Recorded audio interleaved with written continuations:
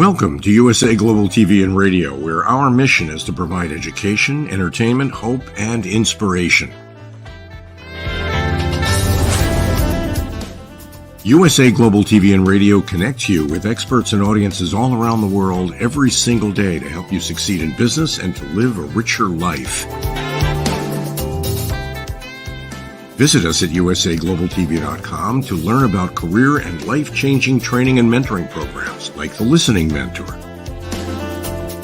Subscribe to our newsletter to stay informed about our special programs and offers. Discover how you can become a guest on one of our shows or a host or producer of a USA Global TV and Radio show of your very own. That's USA Global TV and Radio, where the doctor is always in.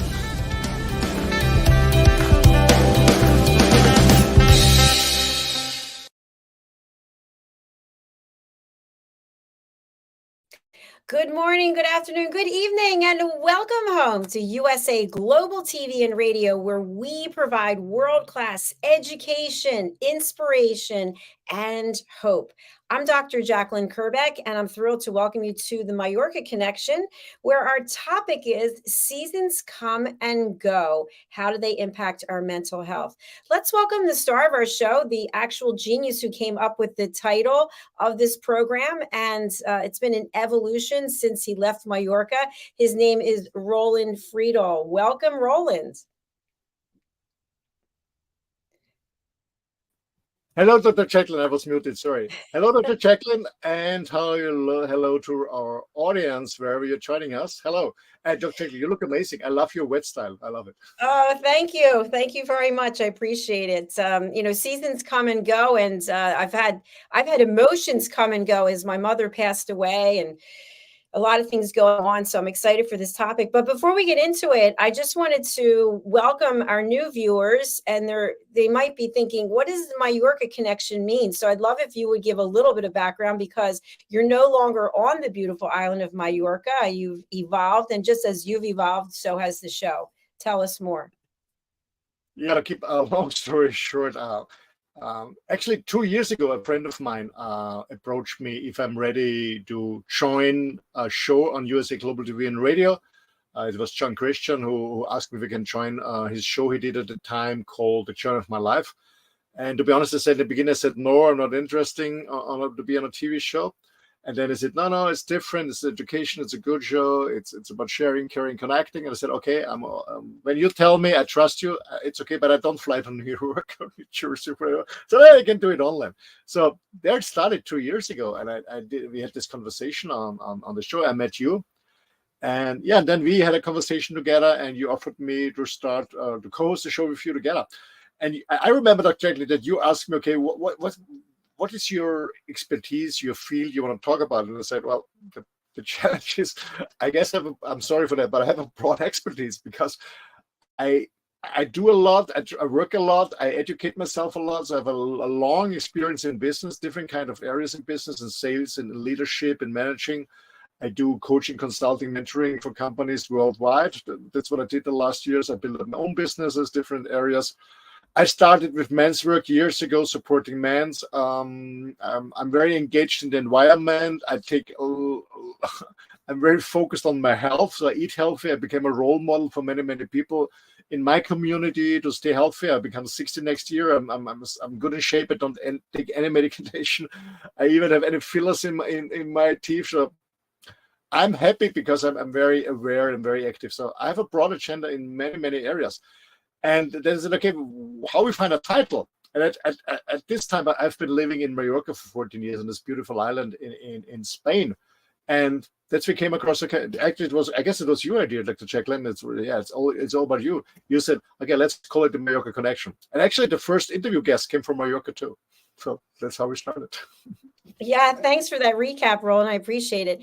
And it's interesting because as you've stepped out of the comfort that you had, you've created another life, and a life that's also comfortable for you. And people are afraid to do that. People are afraid to step out of their comfort zone. And part of the reason why I wanted to do this topic today is, at least here in the United States, it officially became fall, on Saturday, September the 23rd. And you're not someone who's afraid of challenges. You really kind of embrace them and actually maybe run towards them in some ways.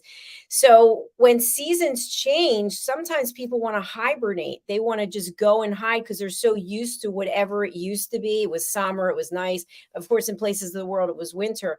So what are your thoughts about seasons come and go, and yet they impact our mental health? First of all, absolutely do. And just to relate what you said in the beginning, well, sometimes I'm scared. I mean, I always challenge myself since I've been a little boy. Always, I had a bad childhood, not a really good one. Hopefully, not most of people don't experience the same that I did. I was always challenged in my life. Always had to get out of my comfort zone, and I felt more and more comfortable getting out of my zone. But to be honest, of course, sometimes I'm scared. Of course, sometimes I have self-doubts, but it doesn't stop me. Okay. Of course, I'm scared, I'm nervous, and I'm thinking about, okay, what can happen or what will happen. But the difference to our people is it doesn't stop me.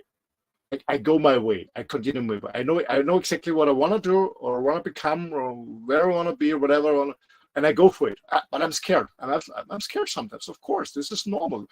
It's not about suppressing this emotion that we had the conversation before. It's about acknowledging and finding out why are you scared. What are your thoughts? Overcome it and keep going. That's one thing. When you talk about the four seasons, the change of seasons, well, I was born and raised up in Austria in the middle of Europe. So we have 4 seasons. We have a beautiful spring. We have a short but nice summer. We have autumn. I know we are, especially here in the countryside, where in the forest the trees change their colors. And then we have winter, strong winters, a lot of snow, cold, frozen. So I experienced this. And yeah, Thank of course, you. yeah. Sorry. Yeah. I appreciate what you just did there, because that's not something that most people are readily going to admit, that they have fears or trepidations or anxieties, but yet we all do have it. And especially in business, you have to make decisions that you believe you have the research, you have the resources, you have the commitment to go forward. But that doesn't mean that the outcome is going to be exactly what you thought it's going to be. And I know that you've experienced this as well. Would you say, Roland, that any of your success or challenges are directly tied to seasons? Oh, I never thought about this. I don't think about when I failed with my company. Was it spring or was it winter or was it autumn? To be honest, I don't remember that. I don't remember what I know for certainly before I moved to the south. When I've been living in Austria, I didn't feel good in winter and autumn. It's not because of the snow or of the rain or it's colder. It's because I couldn't see the sun very often. It was always gray. The sky was very gray. And this, of course, this is not very, has a negative impact on your mood. That's why people go to, this artificial sun, we so call it solarium, where you hide in this box and you get some artificial sun. Of course, it's not good for your mood. And that's why I always try to escape in winter and go somewhere in the south and prolong a little bit the summer feeling. Yeah, it has an impact, especially the autumn and winter has a more negative impact on your mood, and then spring and summer you feel much better. I realized this with myself. Yeah, that was always the reason why I was always, actually, when I was young, I could travel. I did my first trip alone when I was 15. I don't know if it was allowed by the time, but I did my first trip alone when I was 15, almost 15. I was always heading south closer to the sun. And I'm still thinking, but I moved into my motor. I'm still thinking, okay, one day I wonder I want to go north in Europe to Scandinavia, but I always go south. I love the sun. I love the sun. But on the other hand, I many years ago, before my first marriage, I moved to the United States, to Montecito, Santa Barbara, to be specific, Montecito, Santa Barbara. with my girlfriend at the time, and afterwards she became my first wife. And we went back when she didn't feel comfortable. To be honest, there was always blue sky. I said, I didn't see any cloud. For me, it was boring. So I love seasons. I love the seasons, even when I'm escaping in winter. But we also had, for example, in Mallorca on the island, we also had a winter, but we had no snow. Well, we had snow in the mountains, but I don't have snow on my property. We also had winter and seasons, but it was difficult. It was a little bit different.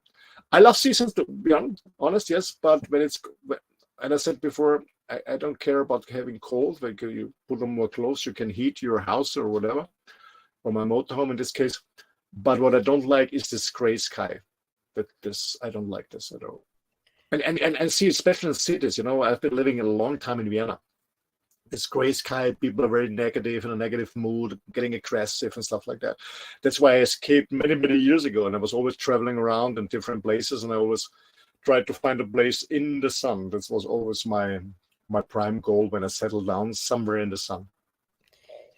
Yes, I totally agree with you. I am not a winter person whatsoever. Today I went out for a walk. It was 90 degrees and it's humid and you're sweating. I just love it. I love everything about it. And I feel like it really impacts my mood. And even though it's hot, I have more energy to do things than when it's cold. I feel like you have so many layers of clothes on you. And so I know you've done some research as to maybe some adjectives that are connected with the various seasons. Would you like to share that with our audience? Yeah, sure. I mean, there's a reason why we have 4 seasons. When we start with spring is is regenerating, is growing, blooming. You can call it when you compared to a human being, it's the birth of an animal, the birth of a human being. So you're reborn in spring. Yeah, everything is growing, is blossoming. The animals, I had sheep on the farm. They get the babies in spring, stuff like that.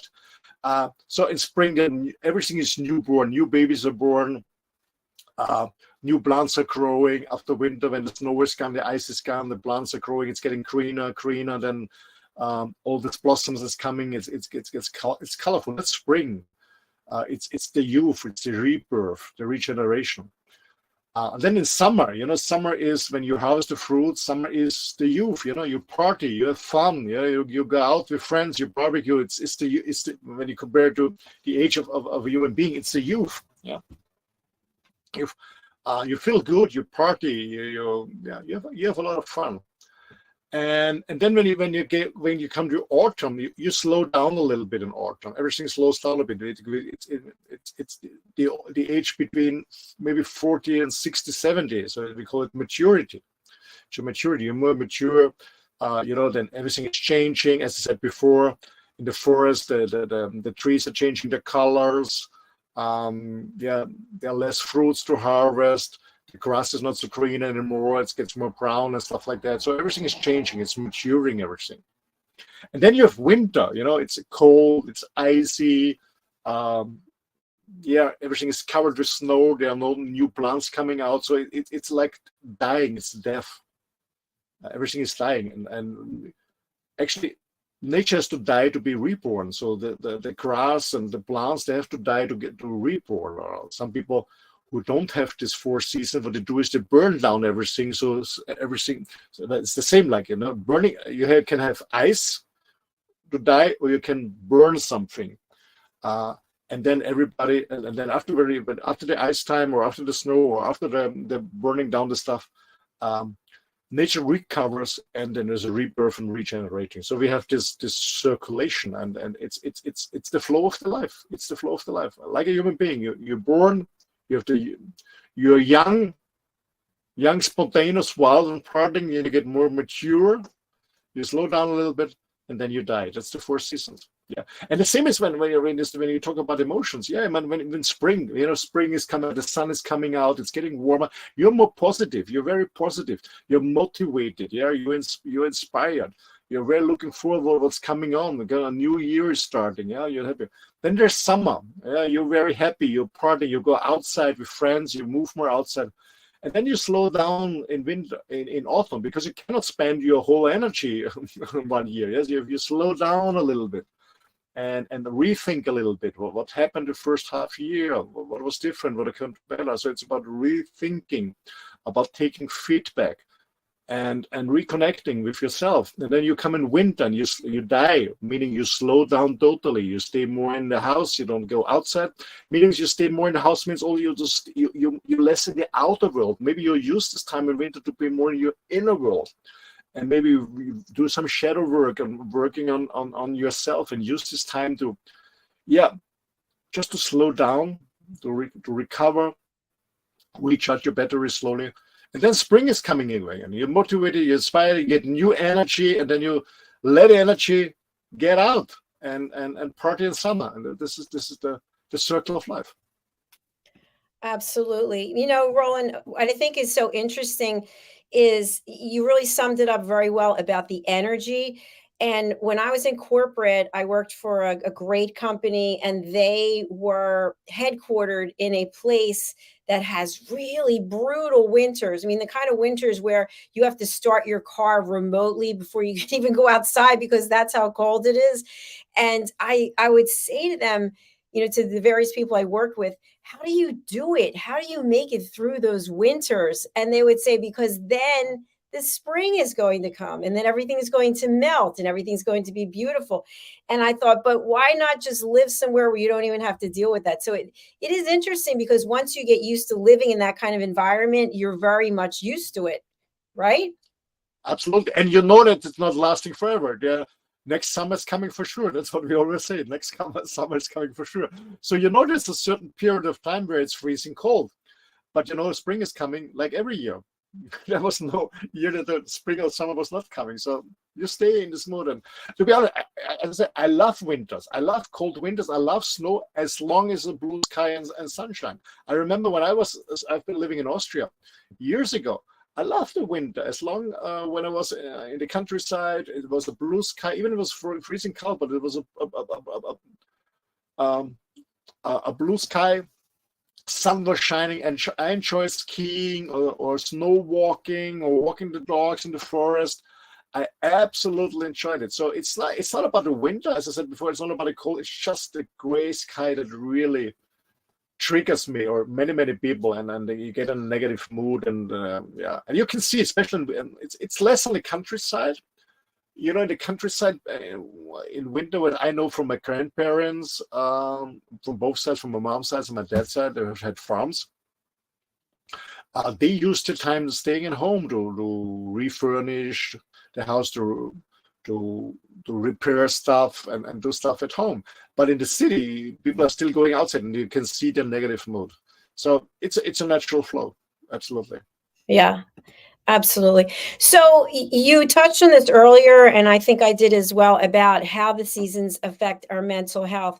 And I think there are even medical research that's been conducted about seasonal allergies or seasonal depression. And so these things, I guess, have been documented. But I'm just wondering, you've done a lot of work, you do a lot of work with men, and men go through various things as well as do women. But what have you found that we can do instead of letting a season dictate our mental health, or a situation dictate our mental health? How can we take control of it? Yeah. As I said at the beginning, the seasons have an impact. You know, in spring, you're positive. The sun is coming out. The coffee shops, the terraces are opening. You're meeting friends again. You're not staying alone and isolated, especially in the large cities. You know, when it's cold, you're staying alone at home. Maybe you're single, and then you're more isolated. Yeah, it's not about being alone. I guess it's more being isolated in winter when you're at home. And so spring is coming out. You know, sun is shining, terraces opening. You go for coffee, you meet friends and stuff. You're more positive. And as I said, summer you're partying. What I see is, when you talk about men's work, when I work with people, is, of course, in autumn and in winter, depressions are going up, and suicides are going up too. But to be honest, I'm not quite sure if it's only because it's colder and it's gray outside. Of course, it has an impact, of course, but I think it's also become, because it's Christmas time, it's family time, and when you're alone and isolated, I guess it really has a negative impact on your depression, and some people are really feel sorry, feel victims, like victims, feel alone, and then they're ending up away. So we see that a lot of depression is going up in winter around holiday season, you know, as I said, Christmas and New Year's Eve, and also suicide rates are going up in this. I don't know if it's just the season, or it's because it's also the holidays and you know, Christmas. It's a family time. And to be honest, I spend 3 times Christmas by myself. And the first year in Mallorca, it was really hard for me because I was alone in the large house. Actually, the last year when I was traveling, I was in Portugal. I was looking for help a lady. She wanted to fly home to see her grandkids. And so I was taking care about her dog and her property in Portugal. I was also totally alone, but I was outside. It was nice weather, and for me it was okay. For me it was absolutely okay. But I know that a lot of people are struggling, especially in winter and Christmas time when they're alone. Absolutely. Yeah. Absolutely. Yeah, for sure. And I appreciate your transparency as always. I have also spent Christmas by myself, and I spent New Year's by myself. And I think because I was where it was warm, I was in Florida. I don't know, it didn't feel the same way as if you're someplace and it's cold and all the lights are up. And I don't know why, but it didn't seem to impact me very much. And then I would say to myself, well, this is just one moment in time, and then tomorrow will be another day. And if I'm lucky, I'll be here for that.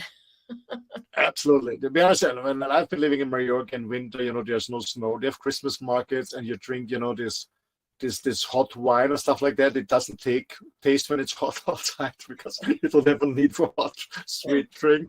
I never had this feeling about Christmas, or when I've been in Bali or something like that. I had this, or in India. I spent 2 times Christmas in India. I remember they had this Christmas tree, and yeah.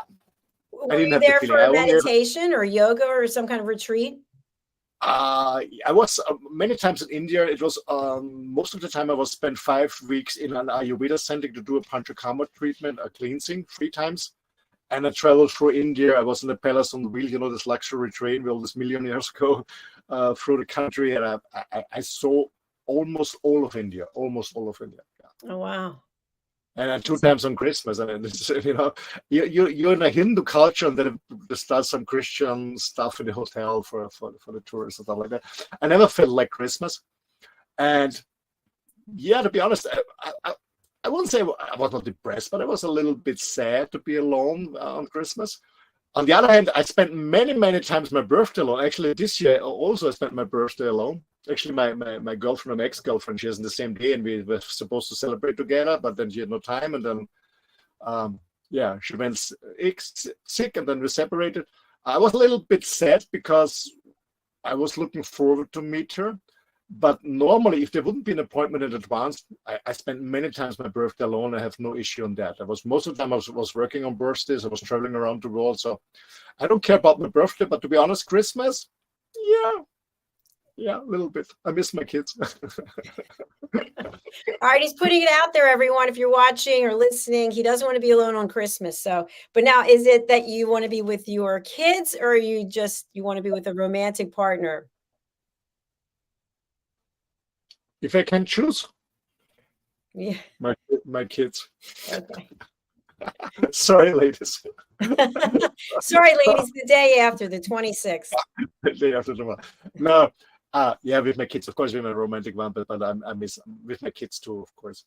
I have 3 sons, but there was actually last year my birthday was celebrating in France, and I never talk about my birthday. But I don't know. I was on the phone. Yeah, somebody called me. To be honest, most of the time I don't pick up the phone on my birthdays, to be honest. But I picked it up because one of my sons was on the phone, and we had a conversation. And my neighbors from Germany, they heard me, and they found, oh, it's your birthday. And they brought a brownie with a candle on it. It was really lovely. I highly appreciated this. But I don't care about my birthdays, to be honest. Absolutely not. I guess it's more about celebrating my mom because she was in high risk when she gave birth to me.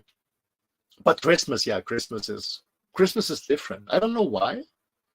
I'm not a member of this Christian sect, but I don't know. Christmas is different. But to be honest, as a kid, I never had a nice Christmas. I hated Christmas because my parents always have been arguing, and there was a lot of stress.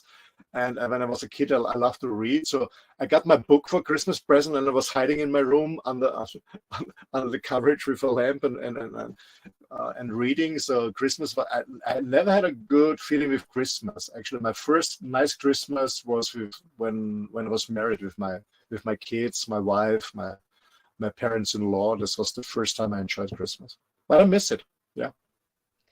Yeah, that's something similar that we have also as well. I've been divorced for a long time, but I think it's different when you're in a relationship, especially if you have kids, right? Because kids, it's a holiday that is really special, and not just from the religious perspective, but just from the fun perspective, and watching the curiosity and the wonder and the awe and how excited they are about every aspect of it. And then, of course, there's a lot of food, right? Usually somebody's cooking something and you're having a big meal, and then you eat too much and then you start all over again the next day. Yeah, absolutely. So, and we've talked about. To be honest, when I spent Christmas just with my previous girlfriend, just the two of us, because you asked me with your romantic ones, I didn't enjoy it. It was not your fault, but it's more fun with kids, and it's more fun with friends and family around. So when you're just the two, this is.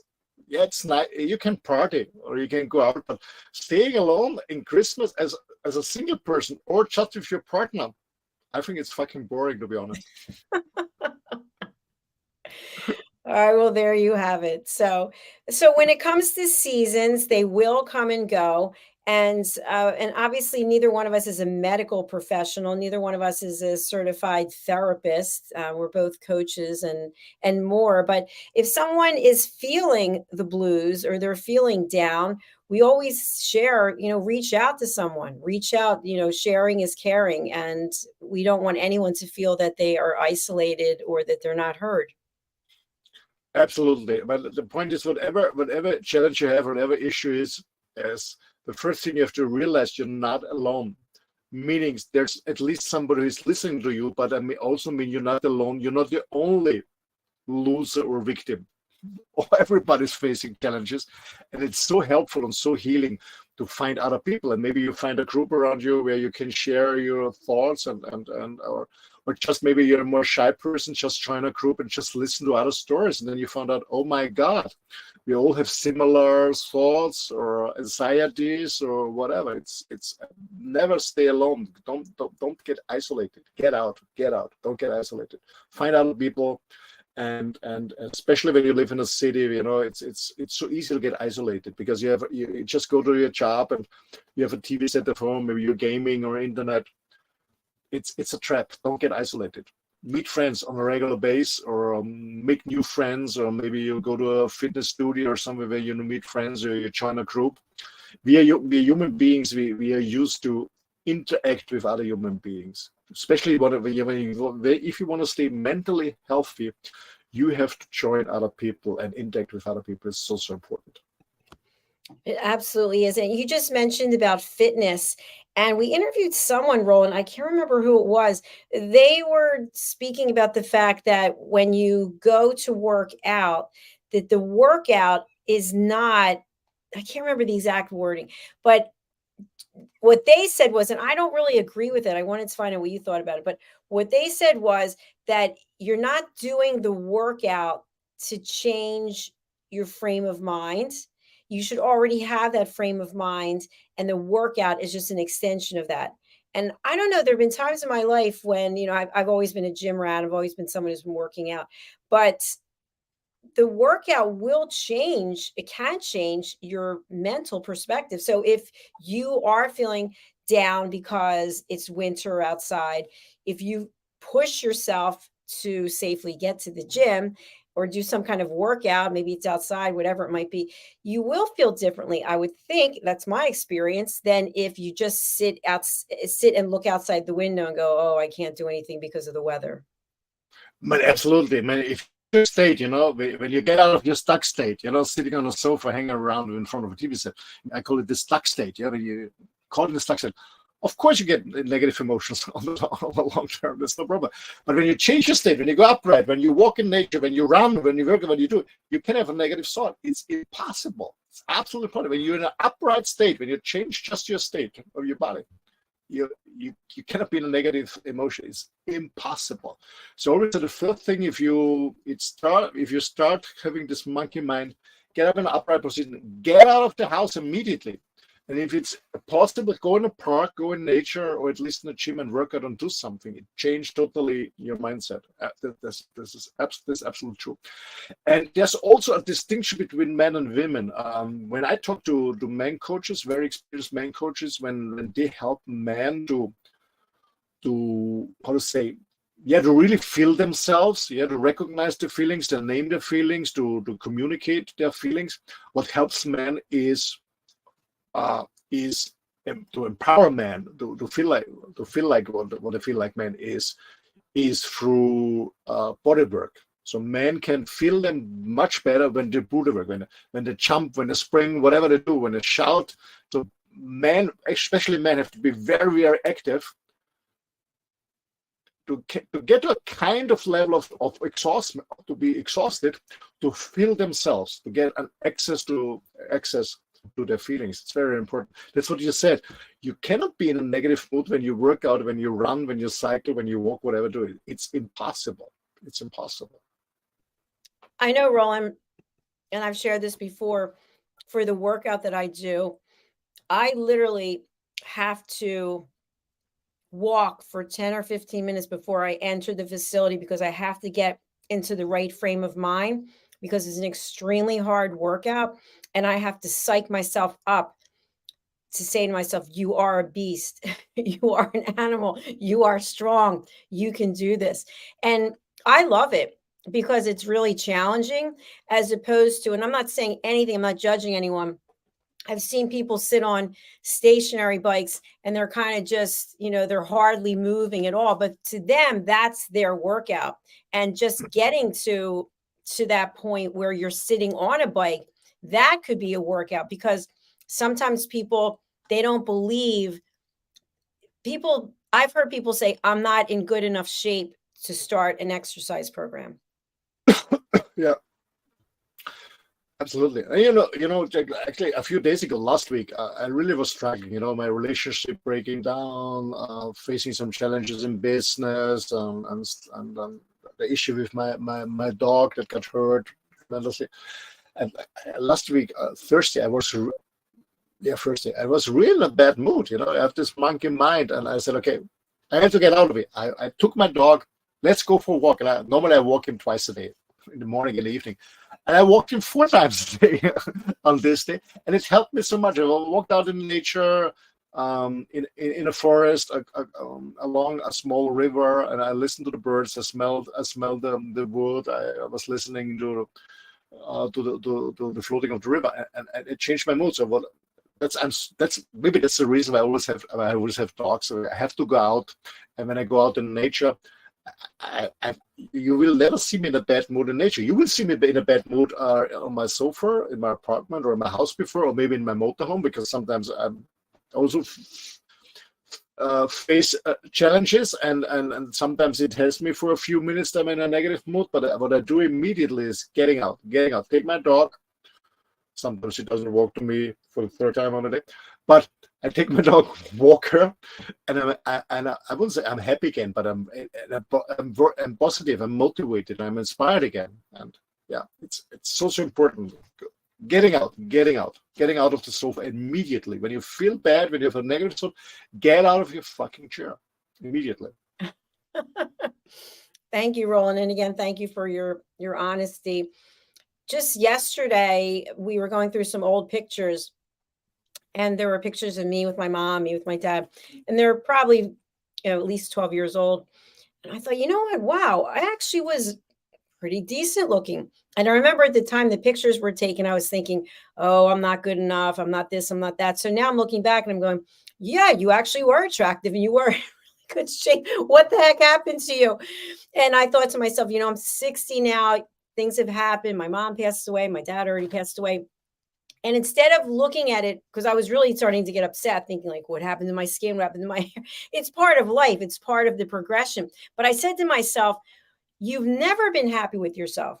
You were looking back and remembering when those pictures were taken, and you were saying, oh, I wish I was this, I wish I was that. So why not draw a line in the sand and say, look at all the things, excuse me, that you do have. Look at all I have to be grateful for, instead of saying, I'm not this, I'm not good enough. I'm done with it, I tell you. So I got out of the chair and I went and I did something, because when you're just sitting and lamenting, there's nothing good that comes from it, really. Absolutely. Absolutely. So how I suggest for people is starting with a daily morning routine. That helps me so much. When I get up in the morning, I get up very early, to be honest, between 5 and 6. I never put on my phone in before 7, 7:30. So it's in silence. I get up. The first thing I spend 5 to 10 minutes in bed. I'm just be grateful. As I said, I'm 16. I say, thank you, I'm still alive. Thank you, I wake up without any pain. Thank you, I wake up in a nice surrounding. I feel good. I had a good sleep. It was a good sleep. So I'm very thankful in the morning. And then I think about what I'm thankful to. So, to be honest, when I pray, we'll call it a prayer, whatever it is, I never ask for something for myself. I always thank whatever happened positive to myself. When I ask something, I ask for somebody else, for my kids, for my dog, for my beloved ones. I never ask something for myself. I always be grateful what I have. Because when I ask for something for myself, that means that I'm not fulfilled. I'm not full. There's something missing. So I never ask for something for myself. I will be grateful, whatever it is. I be grateful in the mornings. And then what I do is I write down. I highly recommend it to everybody, taking a diary and writing down a little bit. What are you planning today? I write down what day is it, what weather is it, what mood I have, what I'm planning today, just shortly, writing down.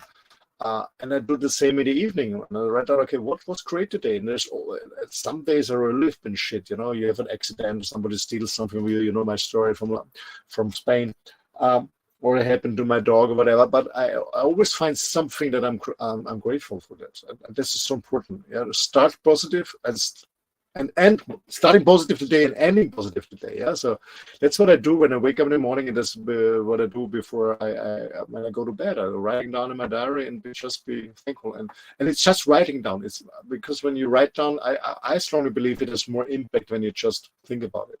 That's I highly recommend. Find a daily routine. It's a few minutes. Don't tell me that you're too busy. Get up 5 minutes earlier. People always tell me too busy. I know very busy person, you know, very successful CEOs with international companies, and they do the same. So there's always a few minutes. Get out of the bed earlier, or instead of watching TV or whatever you do, wasting your time. Really find a daily routine and be grateful, be thankful. This is so healing. Thinking about what are you thankful. And to be honest, it's the small things in life. We're always chasing success, performance. We always train on this. Yeah, it's nice. Yes, absolutely. It's comfortable. It's convenient when you have more money. It's convenient when you're a luxury car. It's convenient when you have a five-room house instead of a one-room. No doubt on that. But what makes you really happy? Be thankful for that. Be thankful. Be healthy. Most people are not. Be healthy, especially when you're getting older. Most of my friends already passed away. Be thankful that you're still alive. Be thankful that you have friends. Being thankful for whatever it is. These are the small things in life. And then this is a game changer. People are always worrying and always complaining. And then what the fuck are you complaining? If you don't live in a country where there's a war or whatever happens, when you have some food, when you have a roof, and it doesn't matter what kind of food it is. It doesn't matter what kind of roof it is, how large your house is. You still have a roof over your head. Most people don't have. Maybe you have access to clean water. Most people don't have. Maybe you live in peace. Most people don't do. So just be thankful what you have and make the best out of the day. Absolutely. Excellent points as always. Thank you, Roland. And I would love if you would just share a little bit of information about the ways that you can help our audience. That's right. Everybody out there who's watching on the live or the replay, Roland Friedl can help you. He has services, he's experience, he's expertise. I want you to reach out to him. Roland, tell them how. Thanks a lot. First of all, what I can help you is I can show you how you can help yourself. That's the most important thing. I don't want you that you depend on anyone, on a teacher, on a guru, on a trainer, or on a coach, on myself. I just want to show you how you can master your life and become a master of your own life and help yourself. That's what I can do. And if you're willing to do so, if you want to go on a journey, it's a journey. It's just a journey. Then you're more than welcome to contact me. And the best way to contact me is send me an email. I come back to you as soon as possible because I'm traveling all the time. My email is office@my name. It's roland.friedl.com. I will spell it for you guys. It's ROLANDFRIEDL. Office@roland.friedl.com. You're more than welcome sharing and connecting with people, and let's see where the journey goes. Thanks a lot. Thank you. And Roland, I hope you have a beautiful rest of your week. And we'll look forward to seeing you next week for the programs. And then also, Roland will be one of the co-hosts for World Jenny's Day, which is starting, I think, in 2 weeks from now. It's coming up very quickly. So yes, the 10th of October. 10th of October, absolutely. So thank you for that. And we are saying goodbye for right now, but we will be back later on with A Woman's Prerogative Part 2. So we'll look forward to seeing all of you then when the ladies will be back. I'll be producing. Bye for now. Bye, Roland. Bye, everyone. Bye, JACALYN. Bye to our audience. Bye-bye. Bye.